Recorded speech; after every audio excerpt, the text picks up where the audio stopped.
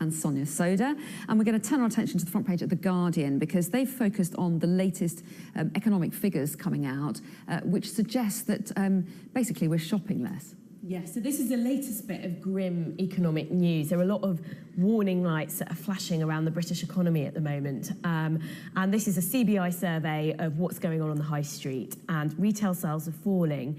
And it's because, you know, it shouldn't be a huge surprise. It's because households are seeing their spending power drop quite significantly. We've got real wages that are stagnant, we've got rising prices, rising inflation, and it all kind of creates this quite toxic cocktail that might, you know, that doesn't look good for Britain's long-term growth prospects. And yet, the growth figures were better than many people expected. Yeah, notice how Sonia leaves out all the good indicators. You always sound faintly gleeful as you rattle off all these gloomy figures without pointing out, for example, employment at record highs. No, employment, exports doing really well. Employment is at a record high, but wages are stagnant, and that's not good for growth. I mean, it's great that we've got more people employed than ever, but it's not great that they're not really seeing a real pay rise, and that people are worse off today than they were pre-2008 in terms of their wage packets. And that's what produces this grim outlook for Britain in the long run.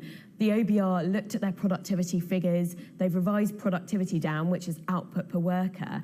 And that means that Britain's long-term growth prospects are not exactly looking great. Do you have concerns about that? I mean, the first sentence of this article, high street sales are falling at their fastest rate since the height of the recession in 2009. Well, I think this is an uncertain time. I mean, it would be quite ridiculous of me to sit here and say this is a time of peak confidence for the British economy. Of course it isn't. We are in the middle of an absolute upheaval. And in my view, it's an upheaval for the better, where we're going to leave the EU. But of course there's going to be a period of adjustment where things are a little bit bumpy, and I just don't accept that everything is gloomy and miserable. And Sonia, you may remember, you know, many of these organisations repeatedly get their forecasts wrong. They've been proved wrong time and time again. As for the CBI, it is not positive, and the OBR has to keep revising forecasts down. Go on. CBI is not representative of all business. You know, there are many other organisations that put an entirely different slant on this.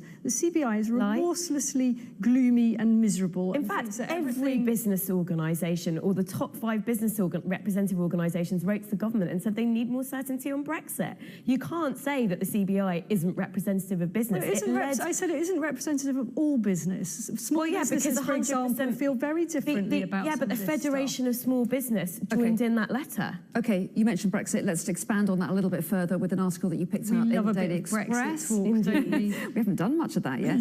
Here we go. We're deadly serious, warn anti-Brexit Tories. What are they deadly serious about? We're actually supposed to be talking about how anti-Brexit Tories are deadly serious about derailing the next most important piece of Brexit legislation coming up. But do you know what strikes me now? I'm looking at this story is just how David Davis, how stressed and aged he looks. And obviously, he's carrying the weight of all this on his shoulder of delivering Brexit. Have they deliberately picked a photograph of him looking stressed, though, do you think? Good point. I think it's fair to say they probably haven't pictured him looking at his finest. But I think it is reflective of the pressure that he is under. And it shows, I think, the serious problems that the government faces domestically on Brexit, as well as when ministers go to Brussels. And I think there's a really real risk. You know, Theresa May lost her majority in the general election.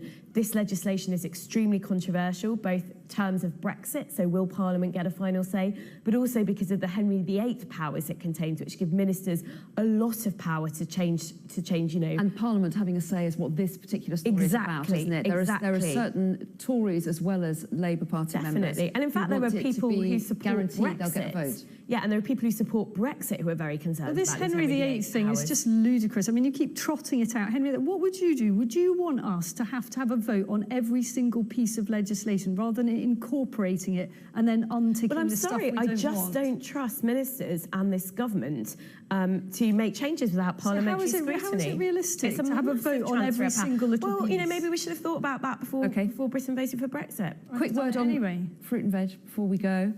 Why fruit and veg should be washed with baking powder, apparently. So this is about how our fruit and vegetable is covered in pesticides, which doesn't surprise me at all. The huge problem with chemical farming, and the stuff that you get at the supermarket. I mean, it often says you should wash it. I don't know if everybody really does. Do you wash all your apples before I you do, but I know everyone doesn't. Okay, well, there's some advice for everybody. You'll be both back at 11:30, but for the moment, thanks very much indeed.